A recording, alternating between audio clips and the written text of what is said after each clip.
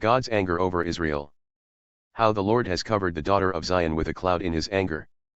He has hurled the glory of Israel from heaven to earth, and has not remembered his footstool in the day of his anger. The Lord has destroyed, he has not spared all the settlements of Jacob. In his wrath he has overthrown the strongholds of the daughter of Judah, he has hurled them down to the ground, he has profaned the kingdom and its leaders. In fierce anger he has cut off all the strength of Israel, he has pulled back his right hand from the enemy. And he has burned in Jacob like a flaming fire consuming on all sides. He has bent his bow like an enemy, his right hand is positioned like an adversary, and he has killed everything that was pleasant to the eye. In the tent of the daughter of Zion he has poured out his wrath like fire. The Lord has become like an enemy. He has engulfed Israel, he has engulfed all its palaces, he has destroyed its strongholds and caused great mourning and grieving in the daughter of Judah. And he has treated his tabernacle violently, like a despised garden, he has destroyed his appointed meeting place. The Lord has caused the appointed feast and Sabbath in Zion to be forgotten, and he has despised king and priest in the indignation of his anger.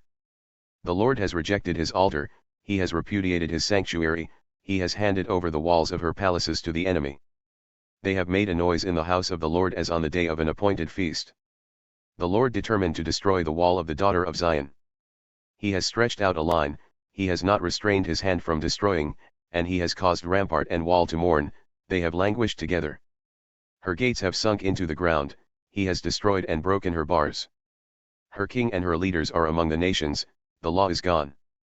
Her prophets, too, find no vision from the Lord. The elders of the daughter of Zion sit on the ground and are silent. They have thrown dust on their heads, they have put on sackcloth. The virgins of Jerusalem have bowed their heads to the ground. My eyes fail because of tears, my spirit is greatly troubled, my heart is poured out on the earth because of the destruction of the daughter of my people, when little ones and infants languish in the streets of the city. They say to their mothers, "Where is grain and wine?" As they faint like a wounded person in the streets of the city, as their lives are poured out in their mother's arms. How shall I admonish you? What shall I compare to you, daughter of Jerusalem? What shall I liken to you as I comfort you, virgin daughter of Zion? For your collapse is as vast as the sea, who can heal you? Your prophets have seen for you worthless and deceptive visions, and they have not exposed your wrongdoing so as to restore you from captivity, but they have seen for you worthless and misleading pronouncements. All who pass along the way clap their hands in ridicule at you, they hiss and shake their heads at the daughter of Jerusalem. Is this the city of which they said, perfect in beauty, a joy to all the earth? All your enemies have opened their mouths wide against you, they hiss and gnash their teeth. They say, we have engulfed her. This certainly is the day which we awaited, we have reached it, we have seen it. The Lord has done what he determined, he has accomplished his word which he commanded from days of old. He has torn down without sparing, and he has helped the enemy to rejoice over you, he has exalted the might of your adversaries. Their heart cried out to the Lord, you wall of the daughter of Zion, let your tears stream down like a river day and night, give yourself no relief, let your eyes have no rest.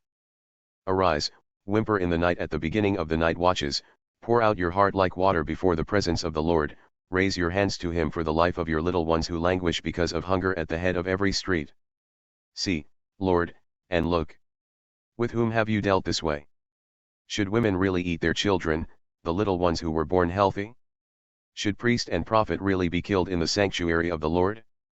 On the ground in the streets lie young and old, my virgins and my young men have fallen by the sword. You have put them to death on the day of your anger, you have slaughtered, without sparing. You called as on the day of an appointed feast my terrors on every side, and there was no one who survived or escaped on the day of the Lord's anger. As for those whom I brought forth healthy and whom I raised, my enemy annihilated them.